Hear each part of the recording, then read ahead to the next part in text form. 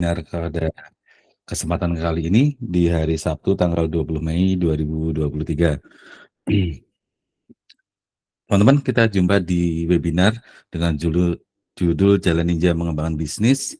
Kenapa saya kasih nama Jalan Ninja? Kenapa saya kasih judul Jalan Ninja? Karena konsepnya sebenarnya ya namanya ninja itu butuh strategi ya. Namanya ninja, dia butuh satu metode ya dalam hal menjalankan misinya. Nah, sebenarnya judul ini memang sengaja saya buat pembasis agar ya menarik perhatian tentunya. Yang kemudian yang kedua adalah kita akan bedah isi materinya. Nah, nanti di mini webinar kali ini akan saya lebih banyak sharing pengalaman saya selama 10 tahun dalam hal membina teman-teman UMKM di Jogja.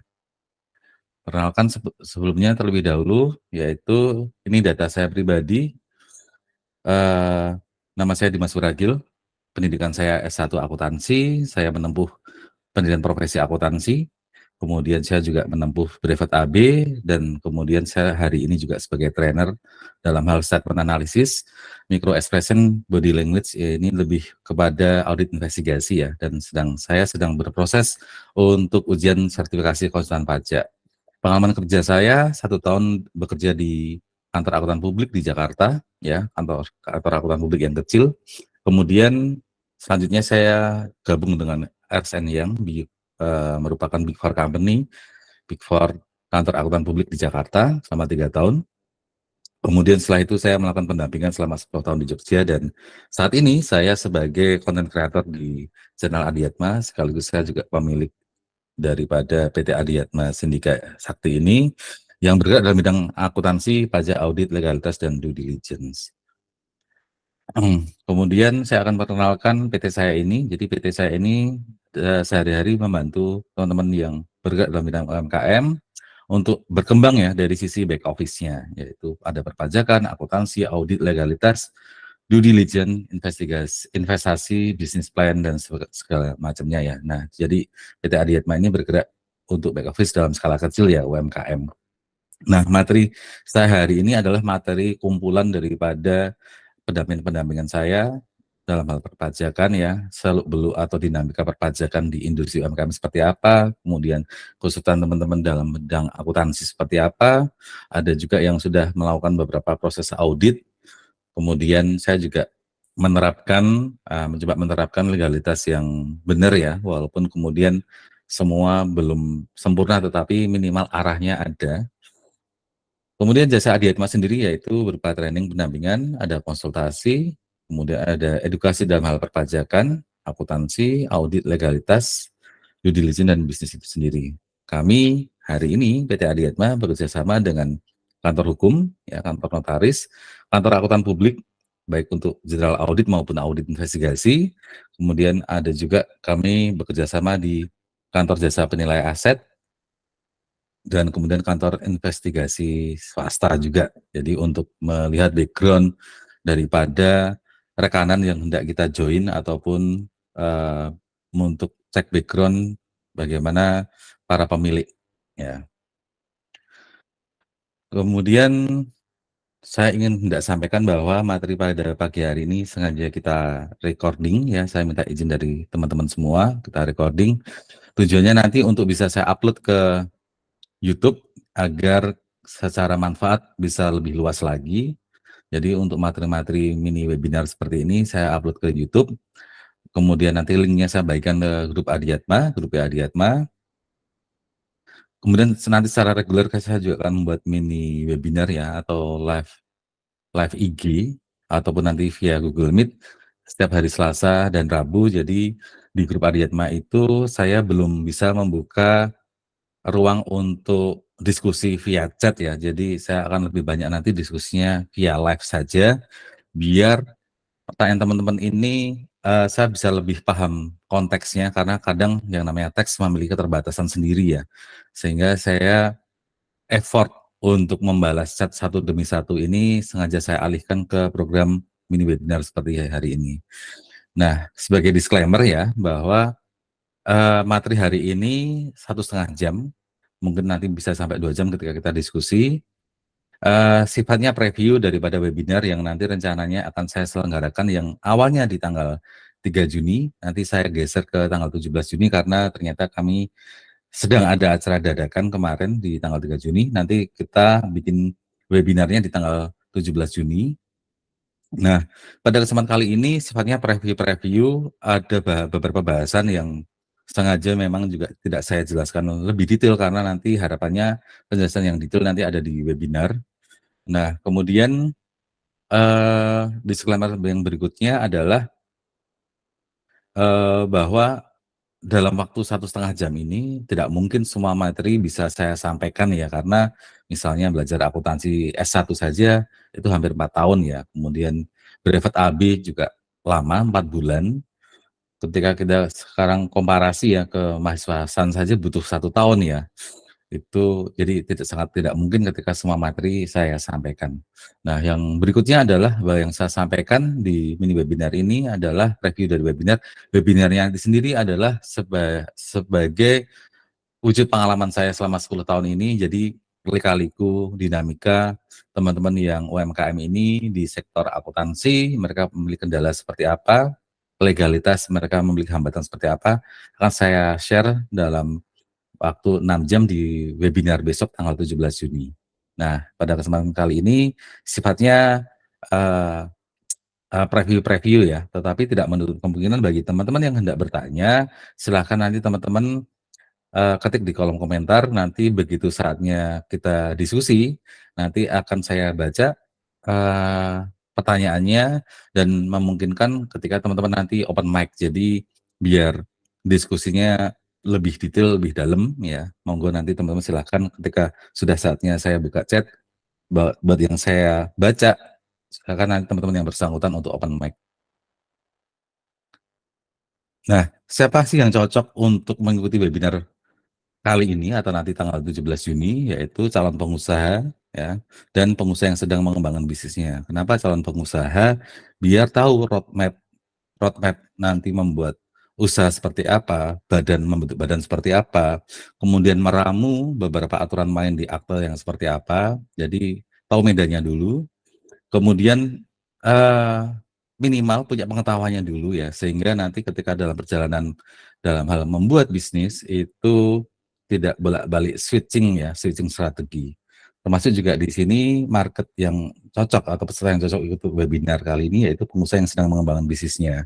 Nah, sebenarnya webinar kali ini itu bentuk kegerahan saya dalam hal, kegerahan bukan dalam konteks kemarahan ya, bukan dalam konteks kejengkelan, tetapi, eee kegelisahan saya, di mana dalam hal praktek itu, pertama teman-teman itu multi effort dan seringkali sia-sia dalam menjalankan bisnisnya karena strategi yang ditempuh itu tidak tepat ya, tidak tepat dalam artian misalnya alasan-alasan kenapa membuat PT perorangan, kemudian membentuk PT biasa, bahkan CV itu ketika saya tanyakan, itu mereka secara konsep ya hanya ikut-ikutan temennya, kemudian tidak bisa menjawab bahwa ini adalah bagian dari strategi mereka yang jangka panjang.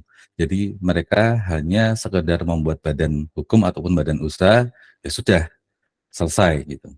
Nah, harapannya dengan mini webinar ini nanti teman-teman bisa mengerti tahapan-tahapannya, mengerti, bagian-bagiannya, mana saja yang kemudian perlu dibenahi.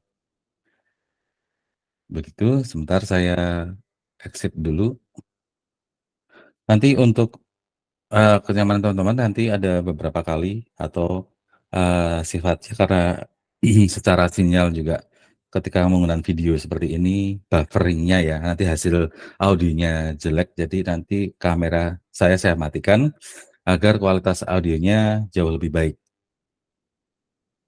Oke, langsung kita mulai saja.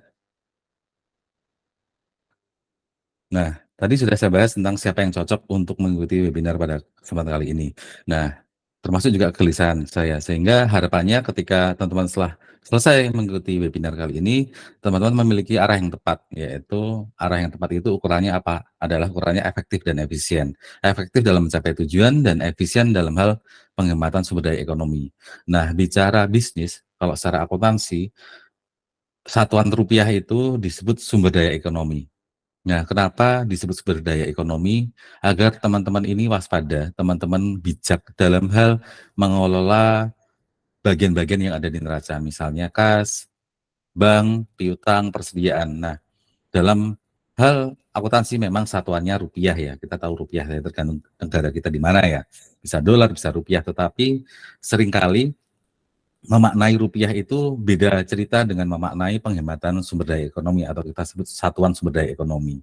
Nah, ketika kita switching ke mindset bahwa rupiah adalah satuan uang, tetapi angka di situ adalah bagian daripada sumber daya ekonomi. Sumber daya tentu bisa kita kelola, sumber daya tentu bisa sebijak mungkin kita hemat atau kita berhati-hati sekali dalam hal menggunakannya.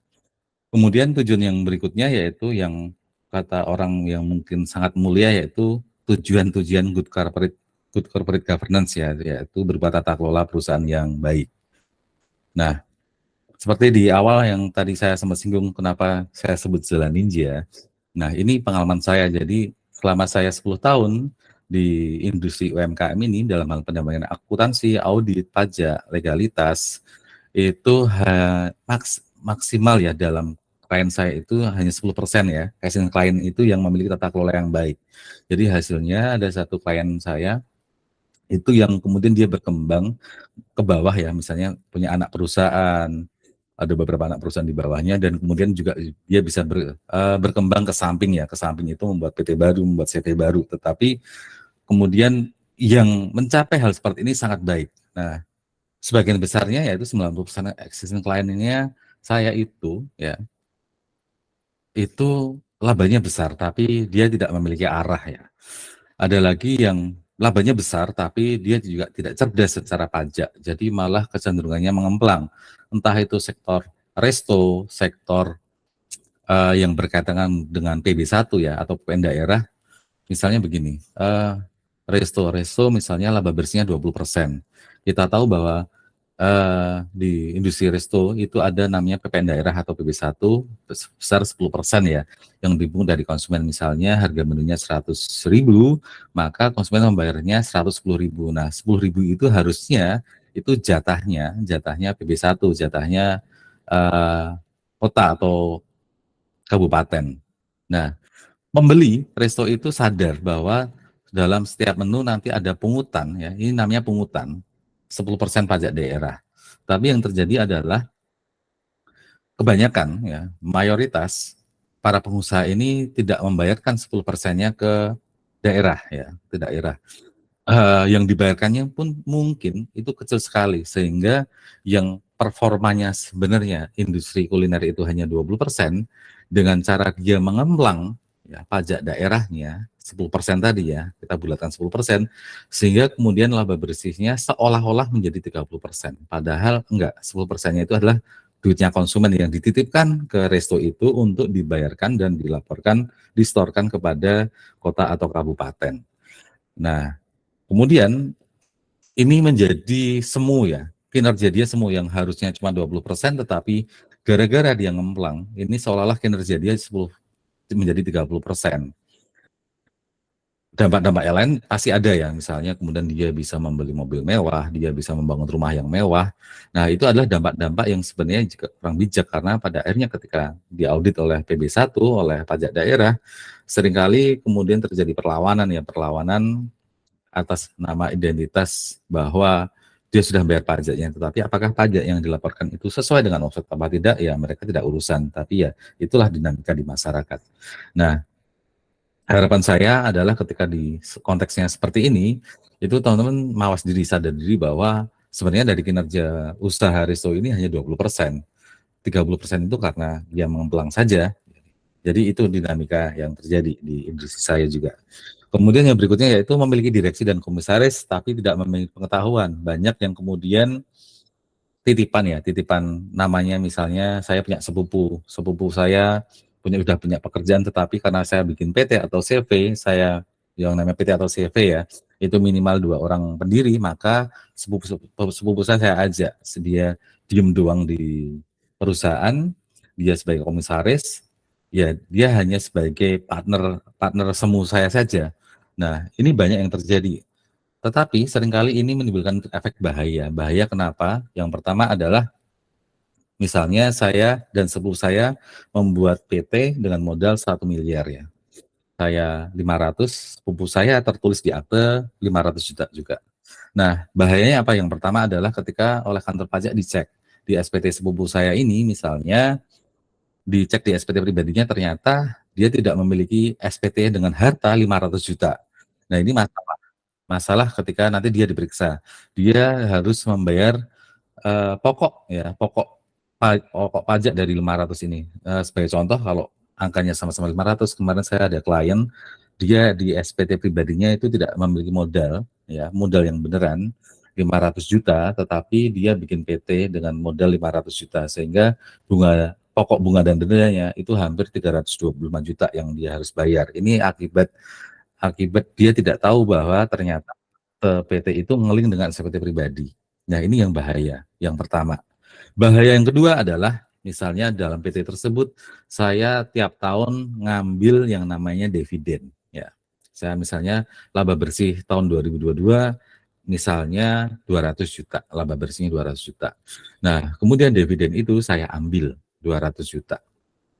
Sepupu saya tidak saya kasih, ya. Jadi banyak praktek-praktek di masyarakat itu, para pemilik PT ini kemudian mengambil semena-mena, misalnya saya tadi, laba bersih 200 juta saya ambil dividennya. Ngambilnya pun juga nggak aturan, misalnya tidak melakukan RUPS, asal ambil doang gitu, tidak tercatat juga, bahkan secara akuntansi tidak tercatat. Itu praktek yang wajar ya di masyarakat.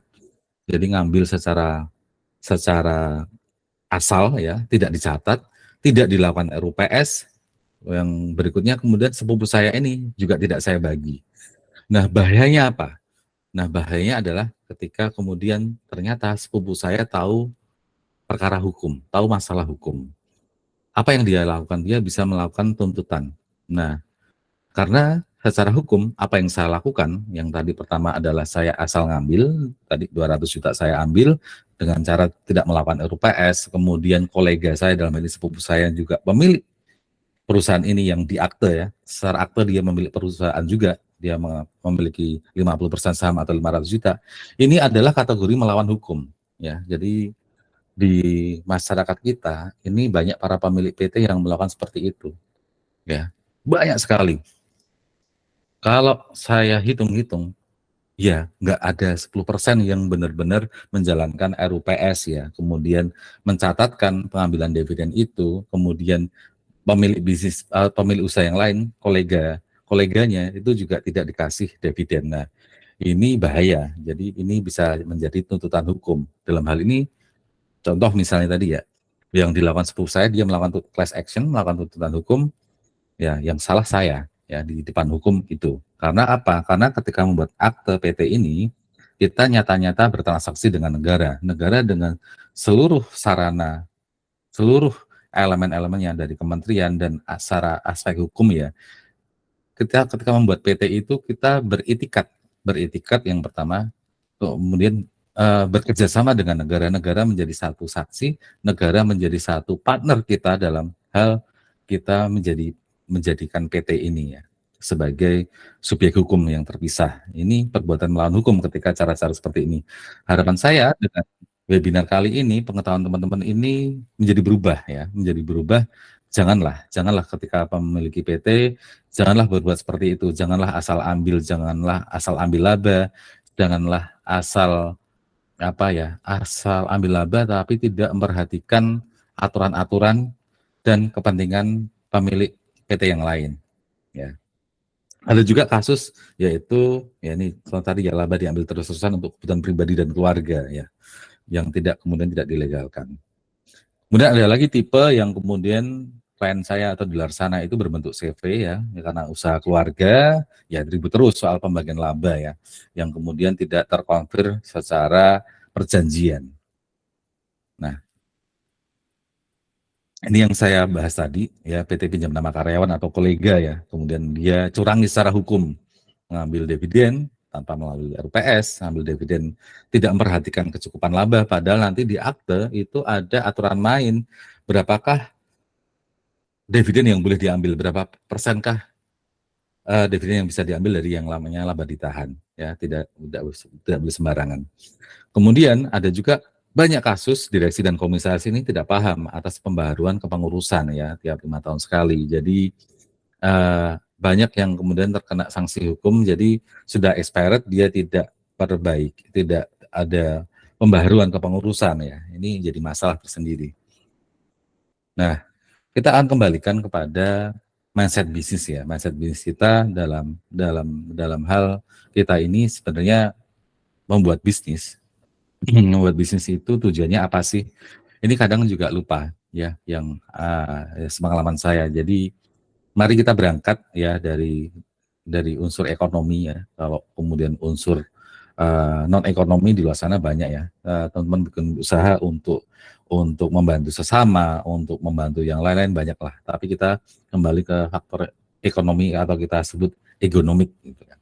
Yaitu pertanyaan-pertanyaan seperti ini, contoh ya, kita itu sebenarnya ingin seberapa kaya sih ya, misalnya 5 tahun lagi saya memiliki aset bersih untuk pribadi saya misalnya 5 miliar.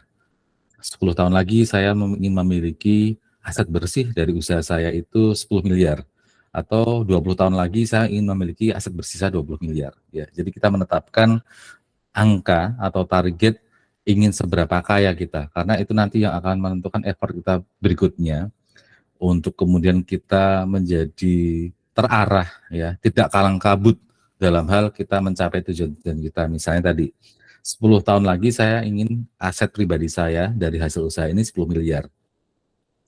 Kalau ini tidak dipahami, maka yang terjadi apa seperti yang saya sampaikan sebelum ini, kadang menjadi membabi buta. Yang jatahnya ya pemilik saham yang lain kita ambil. Kita ngambilnya pun diam-diam tanpa RUPS. Nah, kalau kemudian kita tidak menetapkan angka dan bagaimana mencapai angka itu dengan benar, dengan berproses, dengan bertahap, maka seringkali kita menjelang target 10 tahun tadi menjadi kalang kabut, menjadi gelap mata. Ini yang bahaya. Yang kedua pertanyaan yaitu ingin secepat apa sih kita kaya?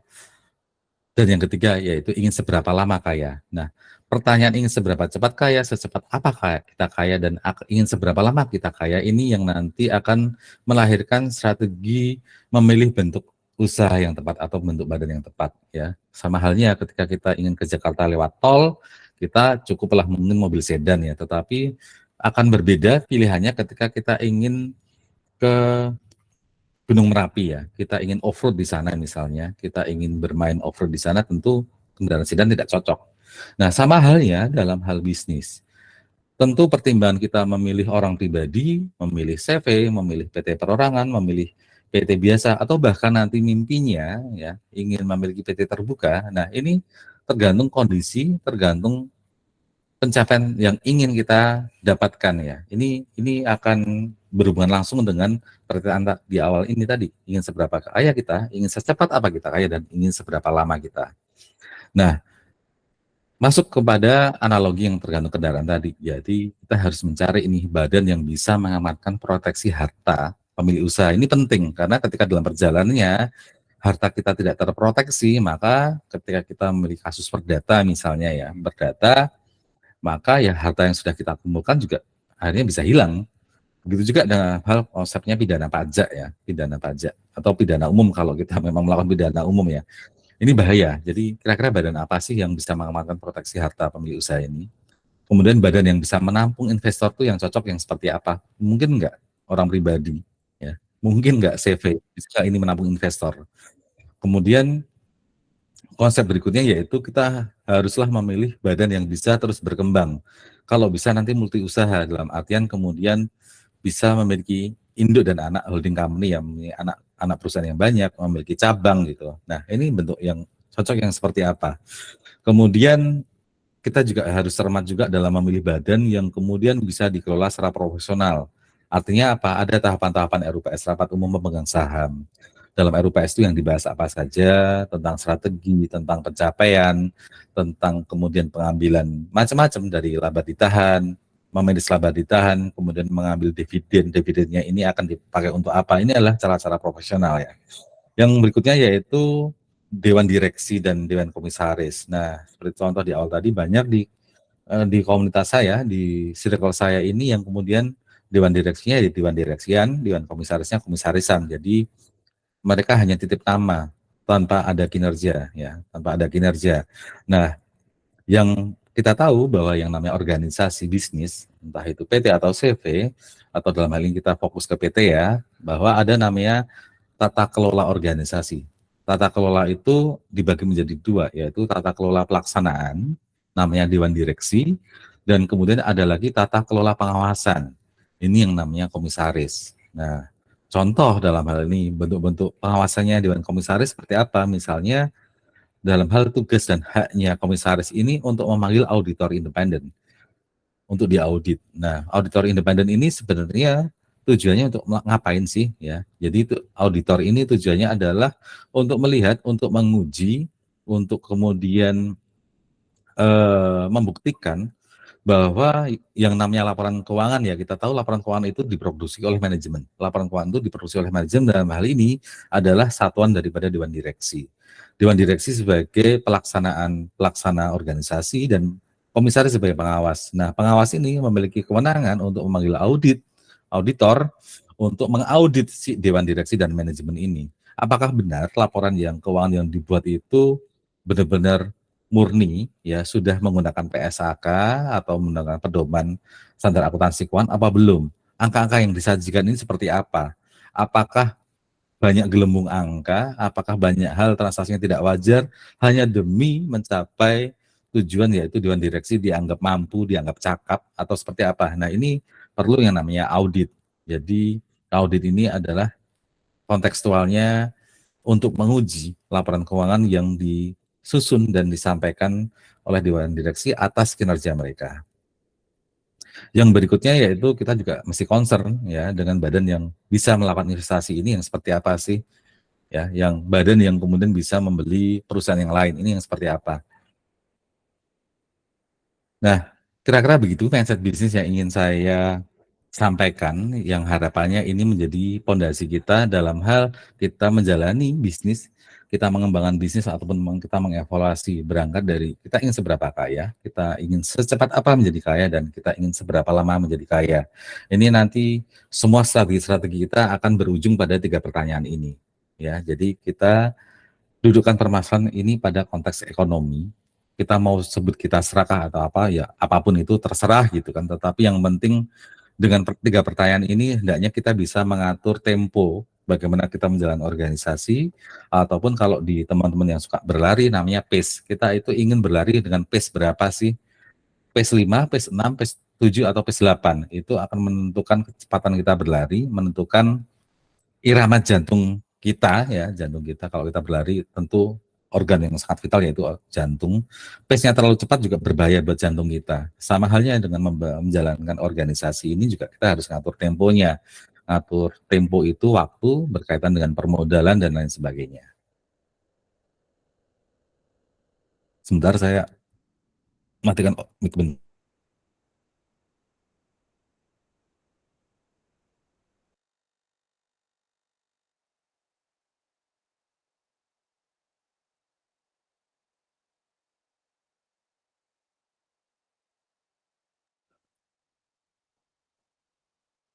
Lanjut untuk mindset berikutnya, yaitu kita tentukan dari awal bahwa kita membuat usaha ini, ya kita membuat usaha ini, kita bikin ini untuk diapain sih? Kita bikin untuk nanti kita kembangkan, ya terus-terusan, nanti mungkin akan kita wariskan ke anak cucu kita, atau bagaimana? Atau kita membuat usaha ini untuk nanti 5 tahun lagi kita jual. Nah, atau ya kita bikin usaha ini nanti untuk kita diberikan kepada orang lain, sepupu, saudara, atau siapapun ya. Atau nyata-nyata kita ingin membuat usaha ini nanti 10 tahun lagi kita exit, kita matikan saja. Kita ganti yayasan misalnya. Ya. Ini juga penting untuk menjadi landasan kita berpikir ya. Akan kemana kita? Perusahaan ini akan kemana sih? Akan kita kembangkan terus-terusan menjadi anak, memiliki anak perusahaan, atau kemudian punya cabang di mana-mana, atau nanti akan kita jual. Kita jual seluruh perusahaan kita, atau kita nanti akan jual saham saja. Ya, ini juga nanti akan menentukan bagaimana kita berjalan. Nah, kita kembali ke prinsip dasar kita membuat produk atau jasa ya, bahwa Tujuan daripada bisnis itu secara konkret yaitu hendaklah kita bisa menyediakan produk atau jasa itu yang benar-benar memberikan solusi atas masalah konsumen. Jadi seringkali usaha yang tutup itu biasanya biasanya usaha-usaha yang memang tidak menjawab kebutuhan konsumen ya. Saya contohkan misalnya industri kuliner. Industri kuliner itu misalnya kita ambillah kasusnya misalnya minuman boba lah atau dulu minuman ya macam-macam ya yang musiman itu. Kenapa sih sampai hari ini tidak bertahan? Kalau secara riset saya ataupun saya membaca artikel, makanan-makanan minuman yang tidak bisa bertahan lama itu karena prinsip dasarnya adalah satu, yaitu tidak ada kultur masyarakat kita yang mengkonsumsi itu. Yang namanya kultur bisa jadi kita ukurannya 20 tahun atau 30 tahun yang lalu ya. Nah, makanan-makanan yang eksis sampai hari ini adalah makanan-makanan yang memiliki kultur, misalnya soto, ya. Soto itu kulturnya kita ada. Gudeg itu kulturnya kita juga ada. Jadi makanan-makanan yang memiliki konsep kultur di masyarakat itu cenderung akan bertahan lama. Tetapi makanan minuman yang musiman itu yang kemudian tidak memiliki root, tidak memiliki kultur, dia akan secepatnya paling 3 tahun. Ya tidak ada masalah ketika kita sadar diri ya bahwa misalnya kita habis boba, kita adalah tren baru nih bikin bisnis boba, kita tahu 3 tahun lagi ini akan hilang di masyarakat, ya sudah nggak ada masalah, kita sadar diri tidak ada masalah. Maka selama 3 tahun itu kita mau ngapain? Misalnya kita akan franchise sebesar-besarnya, minimal kita akan memiliki franchise 100. Setelah 100, maka kemudian brand franchise itu termasuk juga secara suplai barangnya, maka kita akan lepas semua, kita akan jual semua.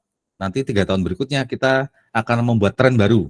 Misalnya apalah selain boba ya, misalnya dulu ada namanya sop buah, atau dulu ada ya macam-macam ada minuman yang warna-warni atau apalah itu, banyak sekali ya di masyarakat kita.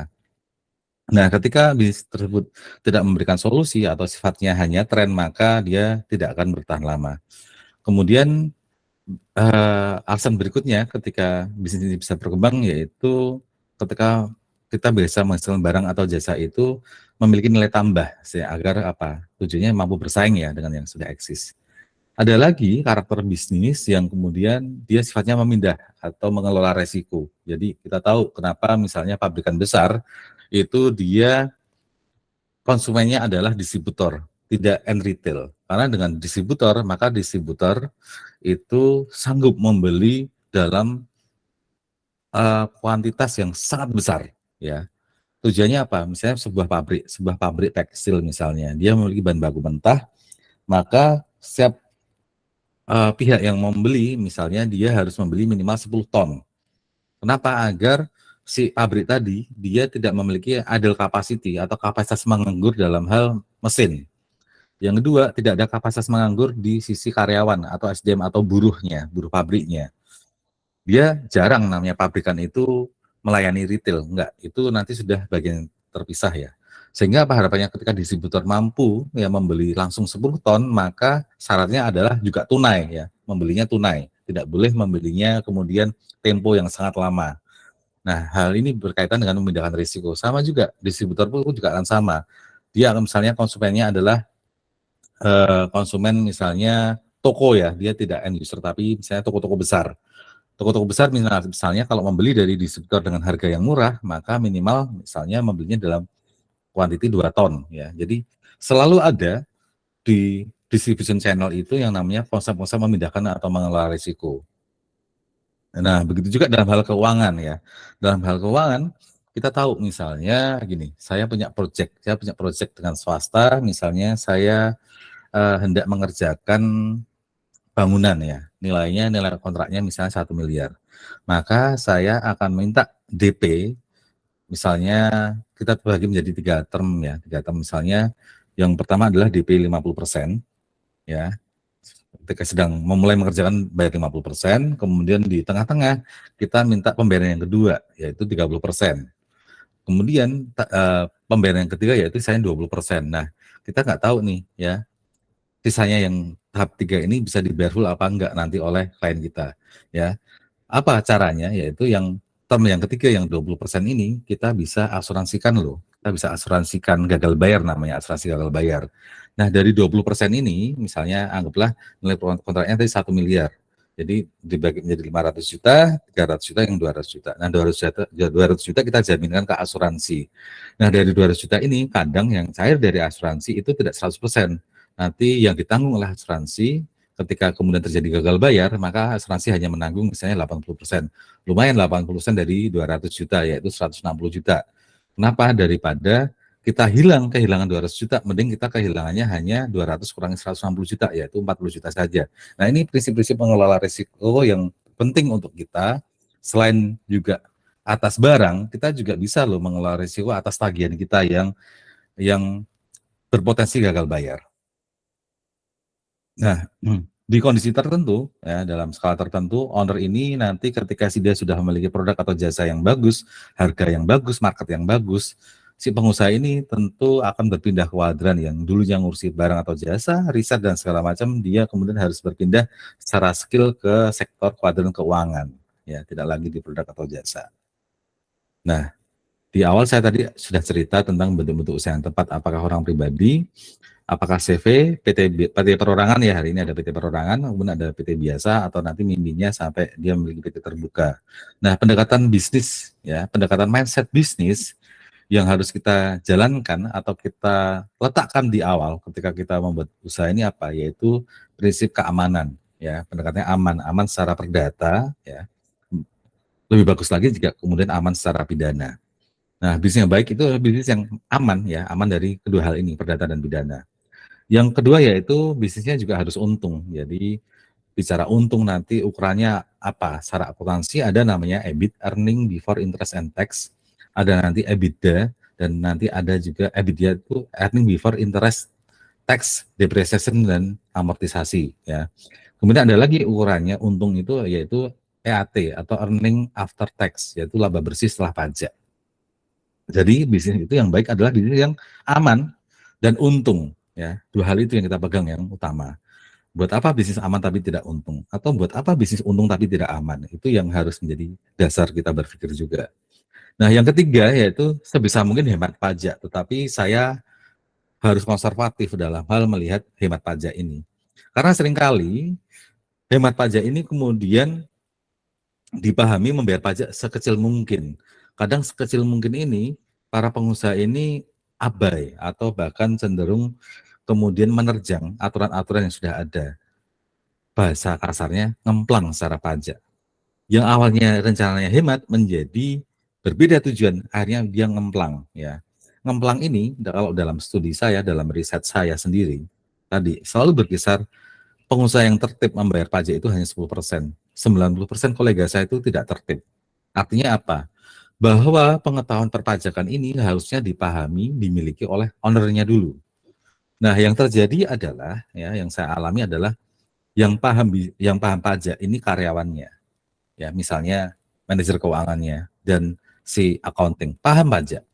Ketika dia sudah hitung gitu kan, pajak apa yang harus dibayar, harus potong berapa, segala macam, atau nanti di akhir tahun pajak, oh nanti pajak yang kurang bayar sekian. Nah, begitu angka itu disodorkan ke ownernya yang mencak-mencak. Loh, kok bisa bayar pajaknya misalnya kurang bayarnya 1 miliar? Saya nggak mau, kalau 1 miliar, saya maunya 300 juta. Nah, ini yang kemudian membuat masalah, ya, buat saya menjadi masalah karena apa? Si owner nggak mau paham pajak, yang paham akhirnya karyawannya. Tapi ketika angka kewajiban bayar pajak itu disampaikan, dia kok marah-marah. Ujung-ujungnya apa? Tindakan seperti ini. Ujung-ujungnya si karyawan ini dipaksa untuk mengelabui, dipaksa untuk memanipulasi data untuk perpajakan. Ini yang kemudian menjadi pidana pajak, ya. Dia menyeret orang lain yang orang lain paham, tetapi atas egonya pemilik bisnis ini, ego semata-mata ingin hemat pajak, ingin pajaknya murah, menjadi keblinger, menjadikan orang lain diseret di pidana. Ini sudah terjadi berulang kali di circle saya. Jadi pagi ini saya bukan perkara saya dendam dengan para pengusaha itu, enggak. Cuman saya concern, saya itu mencemaskan para karyawan ini yang sudah paham pajak, yang sudah coba comply atau taat pajak, memberikan angka yang benar, memberikan hitungan yang benar, formula yang benar, konsep yang benar, tapi kemudian si owner-nya nggak mau tahu, ya. Ya ini masalah. Silahkan kalau mau ngemplang pajak silahkan sana gitu kan. Kalau saya ya, silahkan si owner itu ngemplang pajak silahkan, tapi jangan jangan dong Mbak, atau seret-seret karyawan ya, jangan sampai itu. Tapi saya mengalaminya itu 2 kali, jadi saya tahu akhirnya si karyawan ini akhirnya terseret masalah hukum ya, hukum pajak, kasihan gitu. Kalau mau berbuat jahat ya silakan buat-buat sendirian, jangan ajak-ajak karyawan, jangan seret-seret karyawan ya. Ini menjadi pencermatan buat saya kali ini, pagi ini menyampaikan hal ini ya. Saya terus terang saya tidak di-endorse oleh Dirjen Pajak, oleh Kementerian Keuangan, saya tidak di-endorse sama sekali. Cuman ini adalah wujud keprihatinan saya dalam hal mendampingi teman-teman para UMKM ini. Oke, sekarang kita masuk pada perbedaan daripada bentuk-bentuk atau jenis usaha ya. Nah, ini yang ada di masyarakat kita. Ini yang saya tampilkan hanya 1, 2, 3, 4, 5, 6, 7, 8, 9, 9 kolom. Saya sebenarnya sudah bikin 15 kolom perbedaannya, cuman itu nanti akan saya sampaikan di webinar tanggal 17 depan nanti. Nah, yang pertama orang pribadi ya, jenisnya ini kita UMKM semua, orang pribadi sampai PT biasa, dia bisa mewakili UMKM. Nah, untuk PT terbuka ini kategorinya non UMKM. Apa sih UMKM? Usaha mikro, kecil, dan menengah ya. Usaha mikro, kecil, dan menengah. Menengah itu batasannya sebenarnya di omset 50 miliar ya. Maksimal omset itu 50 miliar untuk skala menengah. Nah, selebihnya monggo teman-teman masih bisa tetap jalan di PT biasa atau CV perorangan atau CV ya. PT perorangan maksimal omsetnya 15 miliar ya. Jadi kita masuk ke kolom yang kedua, orang pribadi itu omsetnya berapa maksimal? Silakan bebas, unlimited. Cuman ya, ini orang pribadi ini memiliki masalah sendiri ketika omsetnya terlalu besar. Yaitu apa? Pajaknya pasti besar. Karena apa? Orang pribadi itu tarif pajaknya progresif. Ya, ada 5, 10, 15, 25 yaitu progresif jenis pajaknya. Beda halnya dengan badan. Badan itu untuk tarif pajaknya dia tarif single ya, tarif single. Kalau orang pribadi ini yang progresif ini kalau terlalu besar omsetnya ini masalah tersendiri ya. Nah, contoh seperti ini yang saya sebutkan barusan saja. Orang pribadi ya, kalau omsetnya besar sekali maka pajaknya juga besar. Nah, adakah pilihan pajaknya lebih murah? Oh ada gitu. Pakai yang single tarif. Nah, di mana single tarif itu? Ada di badan. Single tarif itu bisa didapatkan di badan. Nah, nanti bicara murah, bicara mahal, bicara hemat pajak, itu tentu harus butuh pembanding ya. Nanti di webinar tanggal 17 Juni besok saya akan buat ilustrasi omset sekian, biaya sekian, laba bersih sekian. Kalau orang pribadi pajaknya berapa, ya kalau CV pajaknya berapa, PT Perusahaan pajaknya berapa, nanti kita akan bandingkan di webinar tanggal 17 Juni besok. Nah, kita masuk ke kolom yang ketiga yaitu permodalan ya. Orang pribadi itu dia modalnya sendiri ya. Ini modal loh ya, modal sendiri. Bagaimana dengan bank? Bank itu bukan modal, bank itu pinjaman. Jadi tolong dipisahkan mindsetnya teman-teman antara modal sendiri dan pinjaman. Itu dua hal yang berbeda. Kenapa? Karena akuntansi nanti mengenal yang namanya EBIT, earning before interest and tax. Interest itu bunga. Jadi kenapa sampai urusan bunga atau bank ini akuntansi detail ya. Ada EBIT, ada EBITDA, ada EAT. Karena begini ringkasnya, misalnya saya memiliki laba bersih 1 miliar. Kemudian relasi saya atau bisnis yang sama, dia memiliki juga laba bersih juga 1 miliar. Nah, kondisinya sama-sama laba bersihnya 1 miliar ya, secara EBITDA ya, atau secara EBIT lah, secara EBIT ya, earning before interest and tax. Laba bersih sebelum bunga dan pajak itu sama-sama 1 miliar. Ya, secara kinerja kita sama. Orang lain sudah menilai perusahaan saya dan perusahaan si B ya, misalnya si B itu sama-sama 1 miliar, kinerjanya sama-sama bagus dong 1 miliar. Tetapi itu baru secara EBIT. Bandingkan ketika kemudian dengan EAT atau earning after tax dan interest ya, laba bersih setelah bunga dan pajak itu berapa? Nah, kinerja itu kita bisa melihatnya di EBIT, yaitu bagaimana dia mencapai 1 miliar itu dengan modal sendiri. Dibandingkan dengan orang lain, mencapai laba bersih 1 miliar itu dengan bantuan bank, sehingga ada apa implikasi bunga. implikasi pokok. Nah, itu secara kinerja baru kita melihatnya dua dua dua barang yang berbeda pada akhirnya. Jadi kalau nanti ada investor, investor tertarik yang mana? Tentu investor tertarik yang dia tidak memiliki utang bank, ya. Oke, kemudian yang berikutnya tentang karakter. Tentang karakter ini, orang pribadi itu sifatnya, ya dia orang pribadi ya. Kemudian CV, CV itu juga kumpulan orang. Jadi kalau CV ini namanya badan usaha. Kenapa? Bukan badan hukum, karena subjeknya, ya para pemilik CV ini masih menggunakan orang pribadi subjeknya. Bagaimana dengan PT Perorangan? PT Perorangan walaupun dia dibuat oleh satu individu, tetapi dia atas modal. Nah, PT Perorangan dan PT Biasa serta PT Terbuka ini yang menarik, yaitu apa? Ini yang subyek hukumnya sudah terpisah dengan kita pribadi. Sehingga ketika ada urusan perdata, urusan pilot ya, kalau orang pribadi dan CV misalnya kita dipilotkan oleh vendor kita, misalnya kita memiliki utang yang nggak bisa dibayar, yang belum terbayar itu misalnya 1 miliar. Kalau orang pribadi sama CV, maka harta pribadinya akan ikut terseret ya untuk membayar utang 1 miliar itu. Beda ceritanya dengan PT Perorangan dan PT Biasa ataupun PT Terbuka. Jika ada pihak-pihak yang mempilotkan, maka berapakah yang kemudian akan hilang? Yang akan hilang adalah sebesar modal yang dia tempatkan di PT tersebut, entah PT Perorangan, PT Biasa, ataupun PT Terbuka.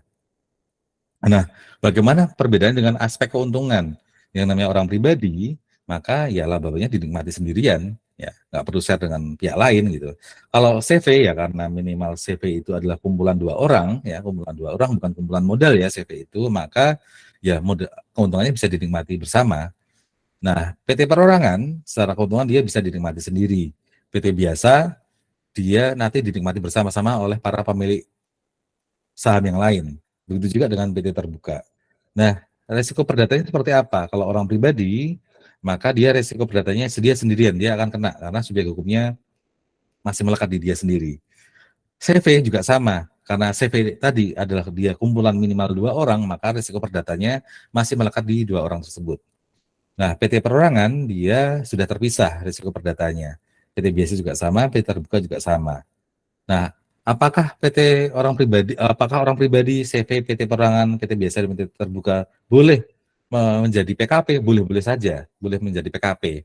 Ya, artinya PKP itu pengusaha kena pajak atau perusahaan yang kemudian memiliki kewajiban untuk menambah PPN 11% di setiap harga jualnya, itu namanya PKP. Nah, bicara masalah PKP, nah, antara orang pribadi CV PT biasa, PT yang lain, lebih bahaya yang mana sih? Bahaya nggak sih orang pribadi jika dia ber-PKP? Seberapa bahaya sih? Nah, nanti kita bahas di webinar tanggal 17 Juni besok. Nah, pertanyaan berikutnya, apakah masing-masing bentuk ini bisa memiliki cabang? Oh, bisa. Apakah masing-masing bentuk ini bisa memiliki anak? Oh, belum tentu.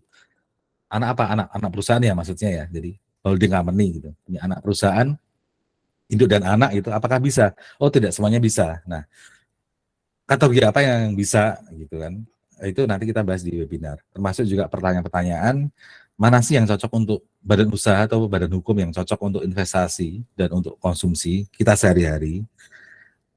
Badan yang seperti apa sih yang cocok untuk melindungi hak paten kita atau intellectual property kita, kemudian bagaimana aturan main prive, bagaimana aturan main dividen, bagaimana aturan main laba ditahan, bagaimana aturan main penarikan modalnya, RUPS, pengembangan usaha dan pinjam bank gitu kan. Itu nanti kan kita bahas di webinar tanggal 17 Juni besok. Nah, secara perjalanan bisnis nanti akan juga saya bagi nih. Ya, ini berdasarkan pengamatan saya ya. Pengamatan saya yaitu bahwa bisnis tersebut ada yang berangkat dari modal sendiri, ada yang modal bersama-sama. Nanti pun juga fase bisnis pun juga akan dipengaruhi oleh skala omset ya. Misalnya PT Perorangan itu maksimal skala omsetnya 15 miliar ya, nggak boleh lebih. Kalau lebih, bagaimana PT Perorangan ini? Dia harus berubah menjadi PT biasa ya. Nanti kita juga akan bagi juga fasenya ini berdasarkan kebutuhan hidup kita yaitu konsumsi. Artinya konsumsi di sini adalah konsumsi kita dan keluarga kita ya. Jadi sebaiknya memiliki usaha atau memiliki badan yang memang untuk tujuan konsumsi. Tetapi ada juga usaha atau badan kita itu yang memang untuk tujuan investasi. Nah, secara estimasi waktu ya, estimasi ya loh ya, ini estimasi, tidak harus sama dengan orang lain. Bahwa estimasi untuk yang jangka pendek itu cukup sebenarnya untuk 0 sampai 6 tahun ya. 6 tahun itu cukup untuk kita menjalankan fase ini. Fase menengah yaitu setelah usia 6 tahun ya itu ya 3 sampai 5 tahun kemudian. Fase lanjutan 5 sampai 10 tahun dan fase selanjutnya atau fase akhir nanti bisa unlimited ya, terserah kita nanti sampai umur berapa kita hidup gitu kan. Nah, untuk fase pendek dan fase menengah saya akan sampaikan di mini webinar ini. Untuk fase lanjutan nanti dan fase akhir akan saya taruh di webinar di tanggal 17 Juni. Oke, kita masuk kepada fase pendek. Fase pendek ya, fase pendek ini sebaiknya orang pribadi dulu saja. Kenapa? Agar kita tidak terlalu banyak atau terlalu pusing dengan yang namanya resiko dengan pihak lain. Kita mewaspadai nanti konflik di tengah jalan dan sebagainya. Jadi ketika kita memiliki atau sedang memulai bisnis, sebaiknya kita mulai deh dari orang pribadi dulu. Kita coba-coba dulu, yaitu kita mematangkan yaitu produk atau jasa sesuai marketnya. Jadi kita fitkan dulu produk kita apa, jasa kita apa, sesuai dengan market dan sesuai dengan KLU. Kita mitigasi berapa sih harga termurahnya pesaing kita, berapa sih harga termahal pesaing kita, apa sih value added daripada pesaing-pesaing kita. Kita pelajari semuanya sampai pada satu titik di mana kemudian kita meyakini bahwa barang dan jasa kita ini memang memecahkan masalah konsumen, kemudian secara harga sangat kompetitif, termasuk juga nanti ketika misalnya secara harga kita berubah ketika kita sudah menjadi PKP, maka tadi bahwa PKP itu ada kewajiban menambahkan 11% dari harga jual kita. Apakah ketika itu sudah PKP, apakah tetap kompetitif? Termasuk juga kita mencari yang namanya pasokan bahan baku.